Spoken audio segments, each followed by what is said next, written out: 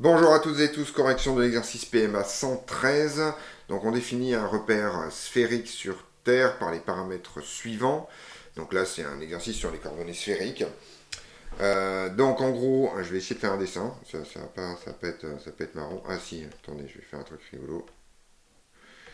Voilà, donc en gros, voilà la Terre, comme ça. Alors est-ce que je peux faire un truc. Alors, je vais quand même essayer de faire un truc un peu. Voilà, donc voilà la Terre a priori. Et donc on vous dit qu'on repère un point M par les coordonnées sphériques, c'est-à-dire qu'en gros si je prends l'axe polaire comme ça, je vais de couleur, voilà, hop. Alors si je prends l'axe polaire comme ça, voilà, zouf, ici, que je prends un point M quelconque sur la planète Terre, donc je vais mettre, je vais faire ça là. Alors ça marche pas, oui c'est normal. Donc je prends un point M quelconque sur la planète Terre ici. Voilà, et donc en gros on va avoir les divers angles. Donc bien entendu petit r c'est la distance entre le centre et le point M ici. Donc ce centre on l'appelle T. Ce truc là ça va être grand M. On désigne l'angle θ entre l'axe sud-nord et TM. Donc ça c'est le nord, ça c'est le sud. Donc l'angle θ c'est celui-là. Et comme d'habitude, on va avoir l'angle phi ici, entre le méridien de Greenwich. Alors, c'est pas trop, hein, mais le méridien de Greenwich, ça va passer là, et ici, ça va être phi. Donc, le méridien de Greenwich, hein, c'est un méridien qui va être grosso modo comme ça. Alors, voilà, clac, clac, clac, clac, clac, ici. Et qui va constituer l'origine des longitudes. Donc, on vous demande de représenter les trois vecteurs de base hein, sur ce dessin-là. Alors, en gros, le vecteur ER, il va être comme ça. Excusez-moi, je vais essayer de faire des trucs un peu plus propres. Voilà. En champ de couleur. Donc le vecteur ER, il va être comme ça. Voilà.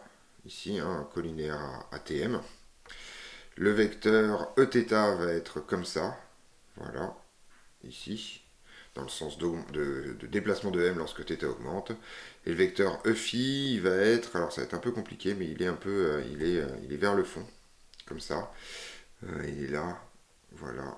Il est comme ça. Alors c'est pas évident. Ou alors il est comme ça peut-être. On va le mettre comme ça.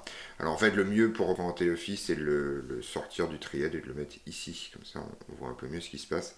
Parce qu'en fait il a dans les notations courantes un truc qui est à peu près le même. Donc en gros si je prends mes trois vecteurs, hein, donc celui-là c'est ER.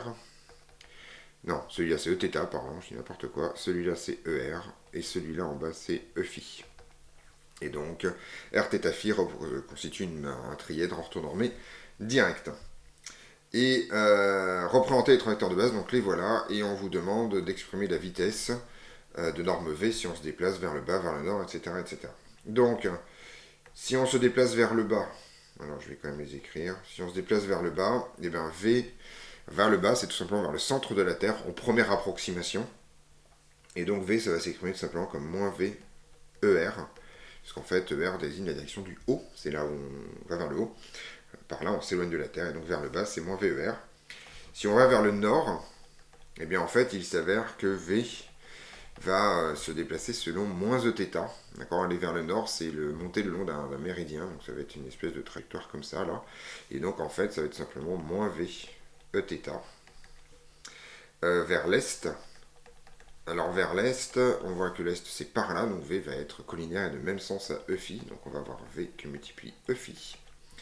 Et si on se déplace vers le sud-ouest, alors on va avoir V qui va être égal en fait à une répartition égale entre Eθ et moins Eφ, donc V va s'écrire en fait, alors je vais faire quelque chose, donc on va appeler ça Vθ selon Eθ, puisque alors, et plus Vφ Eφ, avec, alors c'est pas fini, hein, avec donc déjà le fait que Vθ est égal à Vφ, ça c'est pour se déplacer de façon, alors pas tout à fait avec la norme de la valeur absolue de Vθ est égale à la valeur absolue de Vφ, pour aller vers le sud-ouest, et alors vu qu'on va vers le sud c'est positif selon Eθ, et vu qu'on va vers l'ouest c'est négatif selon Eφ, donc en fait ça signifie que Vθ c'est égal en fait à moins Vφ, et Vθ qui est positif. Donc Vφ va être négatif puisqu'on se promène vers l'ouest. Alors maintenant il faut faire la norme. Donc on a ces conditions-là et on a aussi le fait que Vθ au carré plus Vφ au carré est égal à V carré. D'accord, il faut que la norme de V soit égale à V. Alors en fait, il s'avère que comme en valeur absolue, ces deux sont égales, ça signifie donc que 2 facteurs de Vθ au carré est égal à V carré. Donc Vθ, qui est positif, je vous le rappelle, c'est égal à V sur racine de 2. Et donc Vφ, c'est moins V sur racine de 2. Ça nous permet de, in fine, trouver l'expression de V pour le sud-ouest.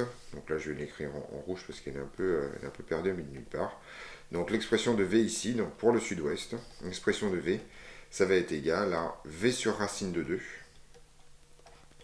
que multiplie Eθ, ça c'est pour la direction sud, moins Eφ, ça c'est pour la direction ouest, qui est donc selon moins Eφ. Donc il y avait ici une toute petite difficulté liée à la norme. Si vous mettez V et V ici, vous aurez une vitesse de norme racine de 2 fois V et non pas de norme V. Voilà, c'est la seule difficulté de cet exercice qui est dans la correction est maintenant terminée. Et donc on se retrouve pour d'autres vidéos pour d'autres corrections.